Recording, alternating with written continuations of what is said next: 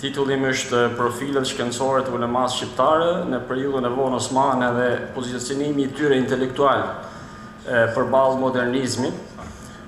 Siç e dini, në periudhën e vonë osmane, me humbjen e tokave osmane dhe me rënjen javash të perëndërisë osmane, humbjes së fuqisë politike, ushtarake, ekonomike e tjerë, dietarët osmanli filluan të mendonin për arsyet e parapambetjes edhe humbjes, patjetër që dhe dietarët ulemat shqiptare reflektuan në lidhje me shkaqet e kësaj parapambetje, pse kemi ngel mrapa perëndimit.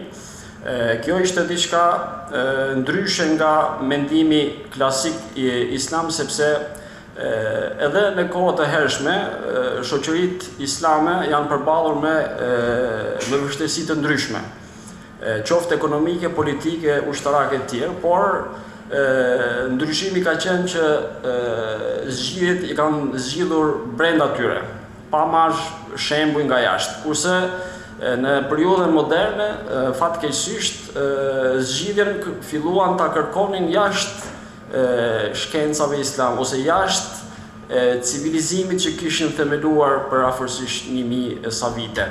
Kështu që edhe për dietarët shqiptar, ulemat shqiptare, në periudhën e vonë osmane, u gjendër përballë kësaj krize, identitetit, gjuhës dhe besnikërisë politike ndaj osmanlinëve. Se çfarë pozicioni do kemi ne përballë kësaj problemi, përballë këtij problemi.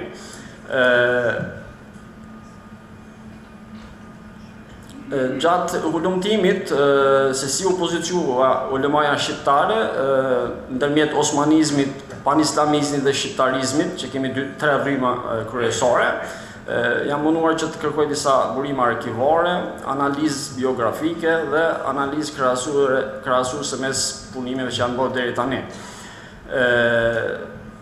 Dhe si u transformua profili I dietarëve shqiptar para vitit 1900 dhe pas vitit 1900. Kur shikojmë profili tradicional I ulemave para vitit 1990, përballemi me një arsim që ishte I mirëfillt, që u mirte nga medreset, dhe medreset fillore fillonin në gjithë zonat osmane, dhe këtu duke përfshirë edhe Shqipërinë, zonat shqiptare, secili vend kishte medreset e tyre.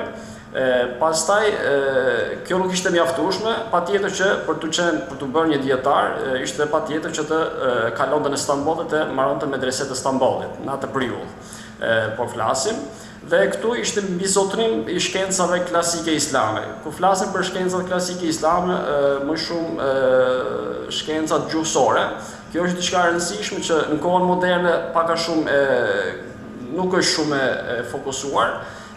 Shkencat gjuhësore, më shumë arabisht, osmanlisht dhe persisht, I japin njeriu ose dietarit një retorik të mirë për të komunikuar me xhamatin, me njerëzit. Fatkeqësisht ky komunikim I mirë në kohën moderne ka humbur I çik. Dhe shikojmë probleme shumë të mëdha të ligjëruesit që nuk përdorin një retorik ose një gjuhë të mirë, të pastër. Kurse dietarët përpashëm e kishin këtë, sepse e kishin marrë si mësim në shkollat e tyre. Lidhja institucionale, dietarët patjetër që ishin të lidhur me ilmien osmane, që ka qenë një ilmi ose një institucion, pak a shumë edhe shtetëror, dhe për të qenë dietar, patjetër që duhet të dilshe nga kjo ilmie dhe pastaj kishte poste të ndryshme për të zhvilluar dijen. Siç thamë më herët, si gjuhë shkencore ishte arabishtja, osmanishtja, pas viteve 1900 atëherë filloi edhe të debatu a mund të krijojmë një gjuhë shkencore shqip. A mund të bëjmë tefsir me gjuhën shqipe, a mund të bëjmë hadith në gjuhën shqipe, ose a mund të bëjmë shkencë me gjuhën shqipe. Kjo ishte një debat shumë I thellë, që nështë do të flasim edhe çik më vonë.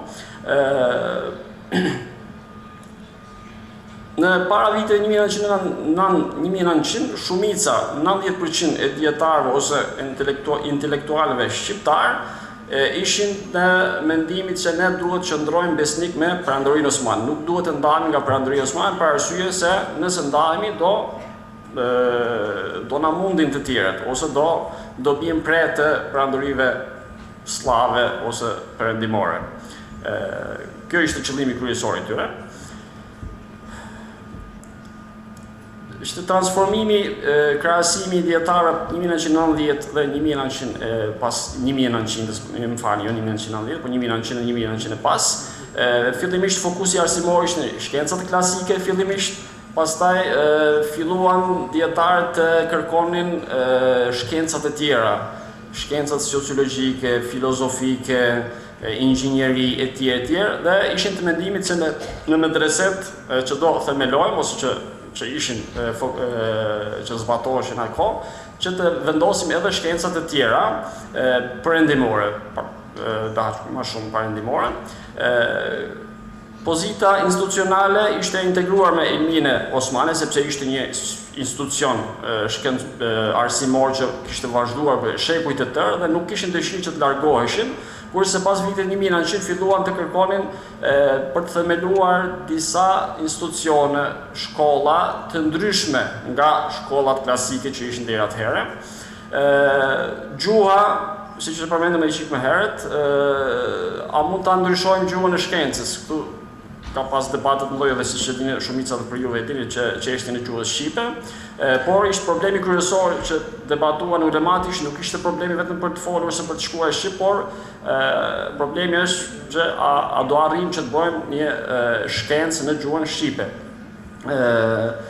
Orientimi politik, siç e tham edhe çik më herët, ishte fokusuar në para 1900-s që të jepnin besnik ndaj Perandorisë Osmane, kurse pas 1900 filluan mendimet që ne mund të themelojmë një shtet tonin të përbërë nga shqiptarët dhe në 1912, siç e dini të gjithë, themeluan shtetin e tyre, por fatkeqësisht shumica shqiptare ngelën jashtë shtetit të ri shqiptar.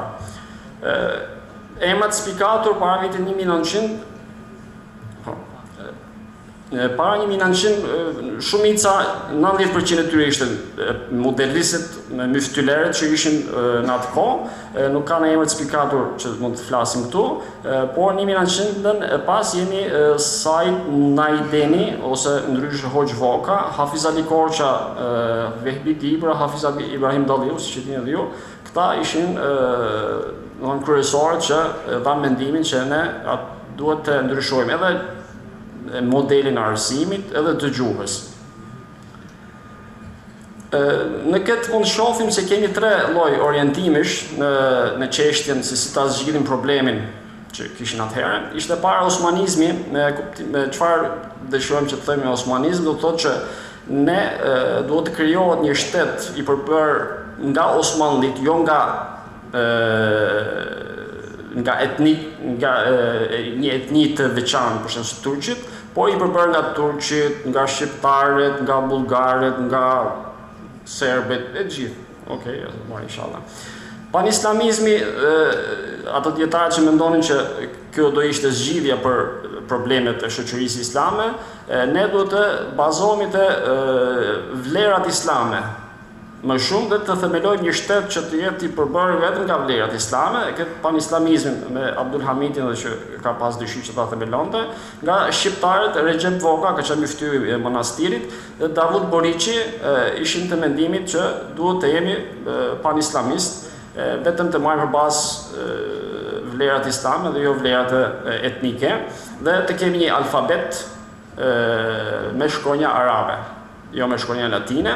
Kurse modernizmi, ose mund të qemi edhe shqiptarizmi, këta thanë që dietarët shkurtimisht, Said Najdeni, Hafiz Ali Korça, Hafiz Ibrahim Dalliu, që alfabeti Osman me shkronja arabe nuk përputhet me gjuhën shqipe, është më mirë që të bëjmë një alfabet latin, që të zhvillohemi veçanërisht nga shkencat natyrore në përgjithësi, dhe është e mundur që edhe të bëjmë shkencë me alfabet shqip latin.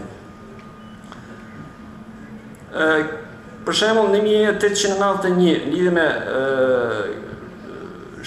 të folur shqip ose për alfabetin shqip, kemi një debat që ka dalë në Shkodër, për shembull, Haxhi Hasan Efendiu, 1886, filloi të jepte hutbe në gjuhën shqipe.